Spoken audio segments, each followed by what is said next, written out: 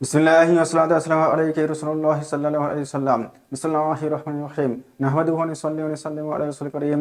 আলহামদুলিল্লাহি কাফা ওয়া সালামুন আলা ইবাদিল্লাযিনা ইসতাফা। আম্মা বা'দ। আউযু বিল্লাহি মিনাশ শাইতানির রাজীম। বিসমিল্লাহির রহমানির রহিম।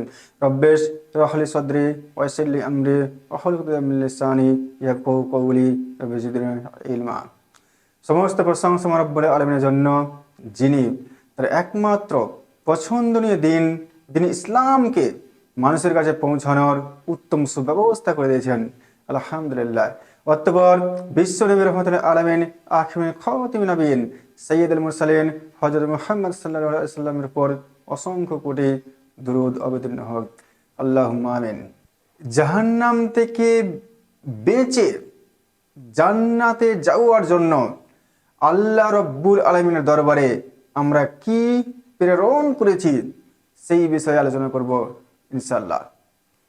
আল্লাহ রব্বুল আলামিন কুরআনুল কারীমের 28 পারা 59 নম্বর সূরা হাসরের 18 নম্বর আয়াতে বলছেন, ইয়া আইয়ুহাল্লাযীনা আমানু, হে ঈমানদারগণ, আমার শ্রোতা বন্ধুরা, আমার শ্রোতা ভাইরা। আল্লাহ রাব্বুল আলামিন কাকে ডাক দিলেন? ইয়া আইয়ুহাল্লাযীনা আমানু, হে ঈমানদারগণ।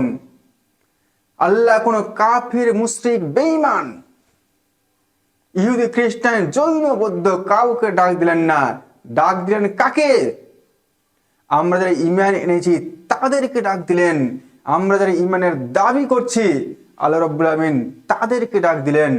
ডাক দিয়ে বলছেন, নুত্তাকুল্লাহ, তোমরা আল্লাহকে ভয় করো, তোমরা তাকওয়া অবলম্বন করো। এই তাকওয়া কাকে বলে? তাফসীর মারিফুল কুরআন 11 খণ্ড 44 পাতায় বলা হয়েছে, তাকওয়া হলো সেই বিষয় যা আল্লাহ রব্বুল আলামিনের নির্দেশকে, অর্থাৎ আল্লাহ রব্বুল আলামিন যা আদেশ করেন সেগুলো মানতে হবে। নামাজ, রোজা, হজ, যাকাত, দান, খয়রাত যা আল্লাহ রব্বুল আলামিন আদেশ করেছেন আপনাকে আমাকে মানতে হবে। আবার আল্লাহ রব্বুল আলামিন যা নিষেধ করেছেন, সুদ, ঘুষ, মদ, লটারি, জুয়া, এছাড়া আরো যেসব গুনাহ রয়েছে সমস্ত গুনাহ থেকে নিজেকে মুক্ত রাখা। অর্থাৎ আল্লাহ রাব্বুল আলামিন এই নির্দেশকে যে যত বেশি পালন করে তার তাকওয়া তত বেশি। উমর ফারুক রাদিয়াল্লাহু তাআলা আনহু আব্দুল্লাহ ইবনে মাসউদ রাদিয়াল্লাহু তাআলা আনহুকে জিজ্ঞাসা করছেন, এ ভাই আব্দুল্লাহ, তাকওয়াটা কি? আমাকে একটু বলো। চিন্তা করুন, একজন উমর ফারুক, একজন বিখ্যাত সাহাবী, আল্লাহ নবী সাল্লাল্লাহু আলাইহি সাল্লাম পাক জমানে ঘোষণা দিয়েছেন, আমার পরে যদি কোনো নবী থাকতো, নবী হতো, তাহলে উমর হতো নবী। কারণ একজন নবীর যেসব বৈশিষ্ট্য, গুণাবলী থাকা দরকার, এই উমর ফারুকের সব গুণাবলী রয়েছে। সেই উমর ফারুক আব্দুল্লাহ ইবনে মাসউদ রাদিয়াল্লাহু আনহু জিজ্ঞাসা করছেন, তাকওয়াটা কি জিনিস? আব্দুল্লাহ ইবনে মাসউদ রাদিয়াল্লাহু আনহু বলছেন, কাঁটা যুক্ত পাহাড়ি এলাকায় চলার আপনার কোনো অভিজ্ঞতা আছে কিনা? উমর ফারুক তিনি বললেন, হ্যাঁ আছে। তাহলে তুমি কিভাবে চলো? তখন তিনি বললেন, সেই কণ্টকাকীর্ণ পর্বত এলাকায় চলার সময় আমি আমার পোশাককে দেখি যেন পোশাকে কোন রকম কাঁটা না লাগে, এবং খুব সাবধানে পা বাড়াই যেন আমি পদস্খলিত হয়ে পড়ে না যাই। আব্দুল্লাহ ইবনে মাসউদ রাদিয়াল্লাহু তাআলা তিনি বললেন, এটাই তাকওয়া। অর্থাৎ দুনিয়াতে তুমি যখন চলো, প্রত্যেকটা পদ, প্রত্যেকটা পা খুব সাবধানে ফেলো,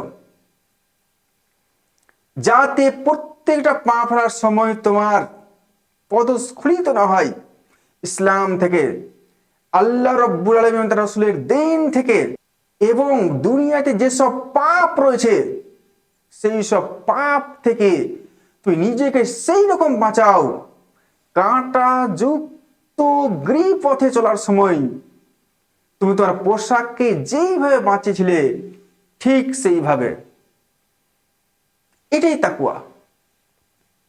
অর্থাৎ দুনিয়াতে প্রত্যেকটা পাপ থেকে আপনাকে আমাকে সেই রকম সতর্কভাবে চলতে হবে যেই রকম সতর্ক আমরা কণ্টকাকীর্ণ পথে কাঁটা থেকে নিজের পোশাক হেফাজত করি, সেই রকম আপনাকে আমাকে দুনিয়ার পাপ থেকে নিজেকে হেফাজত করতে হবে।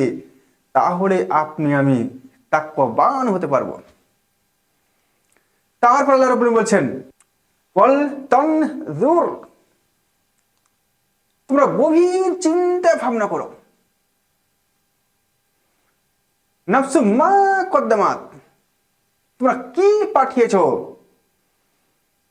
লিগদিন, আগামী কালের জন্য, আখিরাতের জন্য, জাহান্নাম থেকে বেঁচে জান্নাতে যাওয়ার জন্য তোমরা আল্লাহ রাব্বুল আলামিনের দরবারে কি পাঠিয়েছো। এই আয়াতটার সারি নুজুল তাফসীর ইবনে কাসির 11 খণ্ড 43 ও 44 পাতায় ইমাম আহমেদ রহমতুল্লাহ আলাই ইবনে জারির রাদিয়াল্লাহু তাআলা আনহু থেকে বর্ণনা করছেন।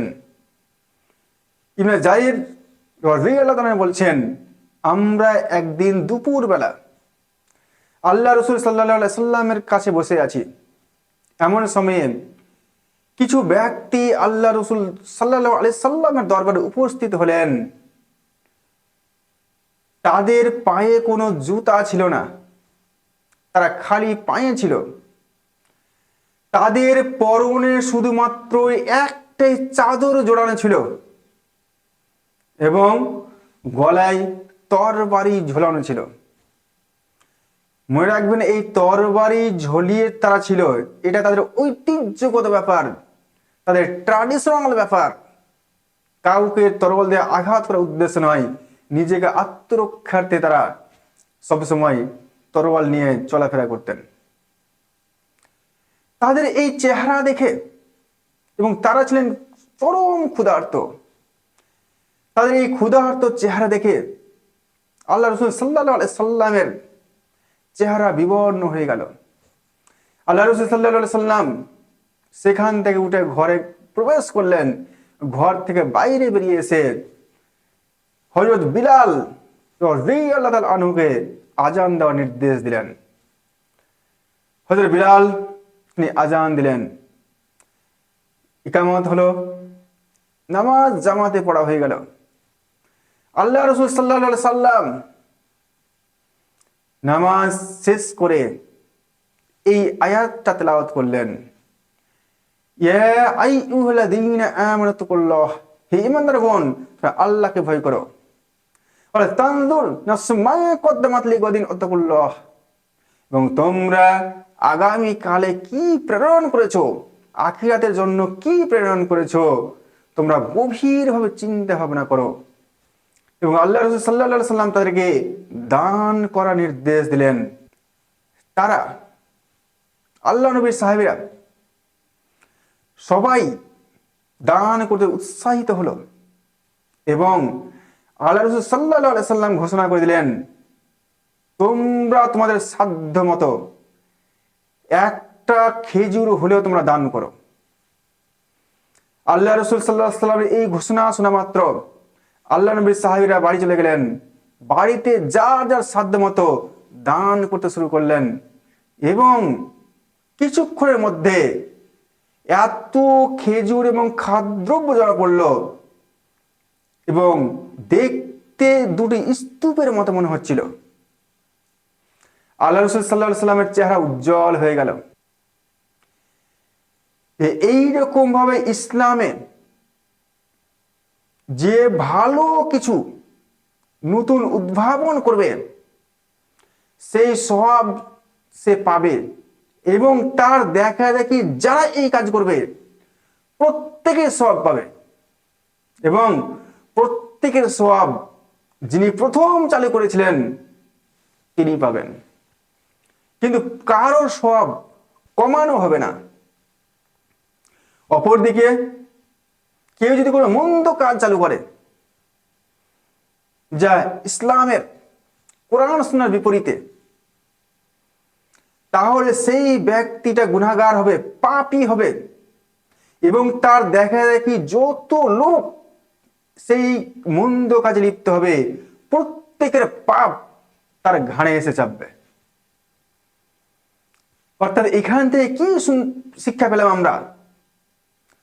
অর্থাৎ ইসলামের অনুকূলে, কোরআন সুন্নাহর অনুকূলে, দ্বীনের অনুকূলে আপনি নতুন কিছু বলতে পারবেন এবং আপনি সব পারবেন, বা নতুন কিছু কাজ আপনি করতে পারবেন, আপনি সব পাবেন। আপনার দেখা দেখি যারা এই কাজ করবে তারাও সব পাবে এবং প্রত্যেকের সব আপনি পাবেন। অপরদিকে যদি আপনি কোনো মন্দ কাজ চালু করেন, কোনো খারাপ কাজ চালু করেন যা ইসলামে কোরআন সুন্নাহর বিপরীতে, তাহলে আপনি গুনাহগার পাপিষ্ঠ হবেন এবং আপনার দেখা দেখি যত লোক সেই কাজ করবে প্রত্যেকের পাপ আপনার ঘাড়ে গিয়ে চাপবে। তারপর আল্লাহ বলছেন ওয়াত্তাকুল্লাহ, তোমরা আল্লাহকে ভয় করো। অর্থাৎ আল্লাহ রাব্বুল আলামিন বলে দিলেন তোমরা একনিষ্ঠভাবে আল্লাহকে ভয় করো, একনিষ্ঠভাবে তোমরা তাকওয়া অবলম্বন করো। অর্থাৎ এর ব্যাখ্যায় তাফসীর ইবনে কাসির 11 খণ্ড 44 পাতায় বলা হয়েছে, তোমরা প্রত্যেকেই প্রত্যেক দিনের নিজের নিজের হিসাব করো। রাত্রি শোয়ার আগে তুমি নিজের হিসাব করো, আজকে আমি কতটা ভালো কাজ করেছি, কতটা নেক কাজ করেছি, কতটা আল্লাহর পক্ষে, আল্লাহ রসুলের পক্ষে, দ্বীন ইসলামের পক্ষে, কোরআন সুন্নাহর পক্ষে কাজ করেছি, বা আমি কতটা আল্লাহর এবং আল্লাহ রসুলের বিপক্ষে, কোরআন সুন্নাহর বিপক্ষে, ইসলামের বিপক্ষে কাজ করেছি বা পাপ কাজ করেছি। তুমি হিসাব গ্রহণ করো, নিজের হিসাব নিজে গ্রহণ করো। আপনি প্রত্যেক দিন যদি হিসাব নিজের গ্রহণ করতে পারেন রাত্রে শোয়ার আগে, যে আমি কতটা ভালো কাজ করছি, কতটা খারাপ কাজ করছি, এবং আমার এই ভালো কাজ কি আমাকে কিয়ামতের সেই ভয়াবহ দিনে আমাকে জান্নাত নিয়ে যেতে পারবে, আমি কি সেই জাহান্নাম থেকে বাঁচতে পারবো, আমি আল্লাহ রব্বুল আলামিনের দরবারে আমি কি ভালো কাজ প্রেরণ করছি, সেই ভালো কাজ কি আমাকে জান্নাতে নিয়ে যেতে পারবে। প্রত্যেকে নিজের হিসাব নিজে করেন। যদি আমরা এটা করতে পারি, আমরা প্রত্যেকে ইনশাআল্লাহ পাপ থেকে বেঁচে যাব। আল্লাহ রাব্বুল আলামিন এই প্রসঙ্গে সূরা বনী ইসরাঈলের 14 নম্বর আয়াতে বলছেন, ইকরা, তুমি পড়ো, কিতাবাকা, তোমার কিতাব, তোমার আমলনামা তুমি পড়ো, কাফা বিনাফসিকাল, তুমি নিজেই যথেষ্ট, আলাইকা হাসিবা, তোমার হিসাব গ্রহণের জন্য। আল্লাহ রাব্বুল আলামিন কিয়ামতের উন্মুক্ত প্রান্তরে আপনাকে সবার সামনে খোলা আমলনামা দিয়ে দিবেন। খোলা আমলনামা দিয়ে তিনি বলবেন তুমি কি ভালো কাজ করেছো, কি খারাপ কাজ করেছো, দুনিয়ায় থাকতে তুমি কি আমার কাছে প্রেরণ করেছো, প্রত্যেকটা হিসাব তুমি নিজেই করো এবং এই হিসাব গ্রহণের জন্য তুমি নিজেই যথেষ্ট। তুমি কোন দিকে আছো, জাহান্নামের দিকে না জান্নাতের দিকে? এই কারণে আমরা প্রত্যেকেই প্রত্যেক দিনের হিসাব আমরা নিজেই করব, ইনশাআল্লাহ আমরা নিজেই পথ পেয়ে যাব। তারপর আল্লাহ রাব্বুল আলামিন তারপরে বলছেন, ইন্নাল্লাহা, অবশ্যই আমি আল্লাহ, খবীরুম, তোমাদের খবর রাখি, তোমাদের তথ্য রাখি, বিমা তা'মালুন, তোমরা যা করো। অর্থাৎ অবশ্যই আমি আল্লাহ তোমাদের খবর অত্যন্ত নিখুঁত ভাবে রাখি, তোমরা যা করো, গোপনে করো, প্রকাশ্যে করো, দিনের বেলায় করো, রাতের অন্ধকারে করো, তুমি যাই করো না কেন, প্রত্যেকটা হিসাব, প্রত্যেকটা কাজ, কথা আমি তোমাদের নিখুঁতভাবে তথ্য রাখি। আল্লাহ রাব্বুল আমিন সূরা কফের 18 নম্বর আয়াতে বলছেন, তোমরা মুখ দিয়ে যে কথাই উচ্চারণ করো বা তোমরা যে কাজই করো না কেন, প্রত্যেকটা কাজ কথা আমি রেকর্ড করার জন্য তোমাদের দুই ঘাড়ে। আপনি চিন্তা করুন, বিশুদ্ধ সিলিকন মৌল আমাদের কম্পিউটার চিপস, মোবাইলের চিপস, রেকর্ডার, এইগুলো তৈরিতে কাজে লাগে। এবং সিলিকন মৌলের ধর্ম হলো কথাকে রেকর্ড করা। দুনিয়ার একটা সামান্য মৌল আপনার আমার সমস্ত কথা কাজ দেখছেন, অডিও ভিডিও সব হুবহু রেকর্ড করতে পারে। তা আল্লাহ রাব্বুল আমিনের রেকর্ডার কত উন্নত হবে আপনি কল্পনা করুন, যে সেই রেকর্ডার আপনার আমার অনুপরিমাণ। আল্লাহ রাব্বুল আমিন সূরা যিল্লাল 7 এবং 8 নম্বর আয়াতে বলছেন, ফামাই ইয়ামাল মিসকালা যাররাতিন খায়রান ইয়ারা, যে ভালো কাজ করবে অনুপরিমাণ সেই কিয়ামত দিন পাবে। অপরপক্ষে ফামাই ইয়ামাল মিসকালা যাররাতিন শাররান ইয়ারা, শাররাই, যে খারাপ কাজ করবে, পাপ কাজ করবে অনুপরিমাণ সেটাও সে পাবে।